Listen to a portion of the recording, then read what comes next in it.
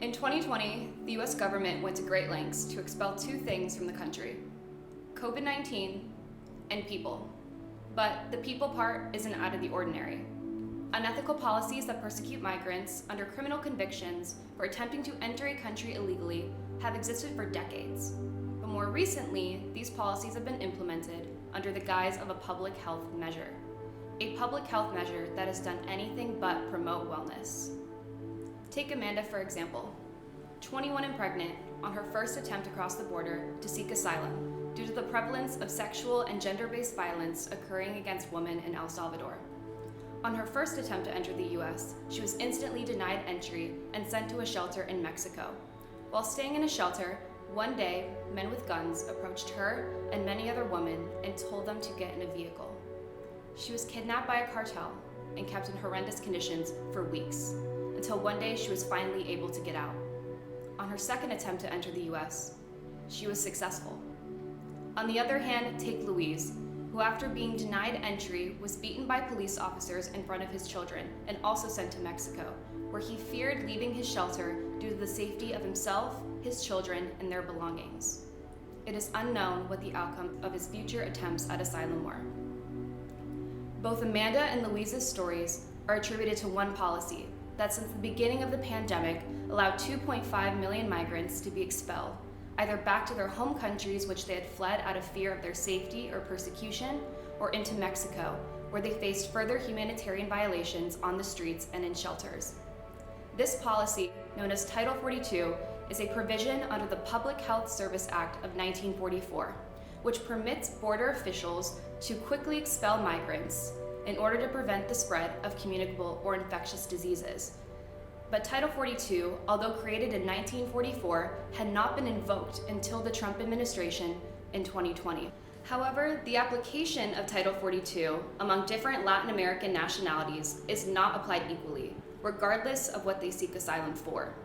Some migrants are kept in cold rooms with little food, proximity, or medicine if ill. While for most asylum seekers under Title 42, they are barred from even entering the United States and are transported by border officials to Mexico, where most are not even from. Their experiences in Mexico range from a fear of being molested by local police officers to kidnappings. In fact, according to US border control data, 2022 was the most deadly year on record for migrants at the southwest border.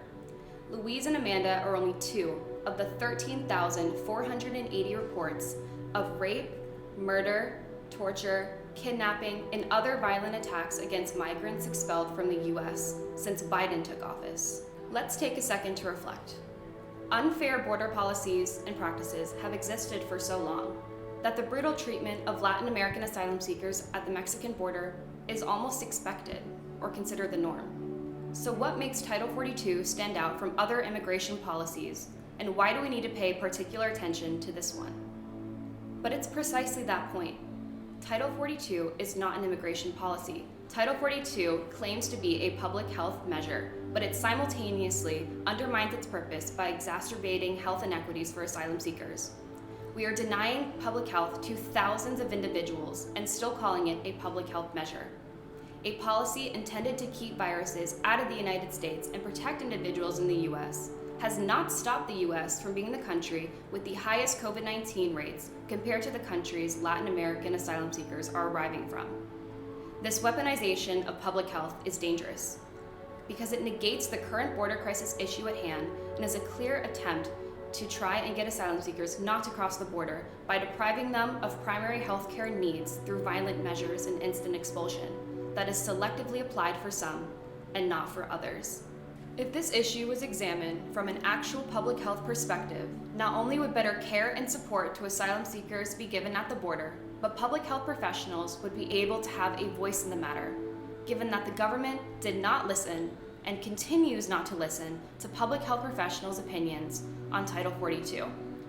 Addressing our asylum system through a public health perspective means that asylum seekers will be processed and treated humanely, which would actually reduce any health burdens on the US healthcare system.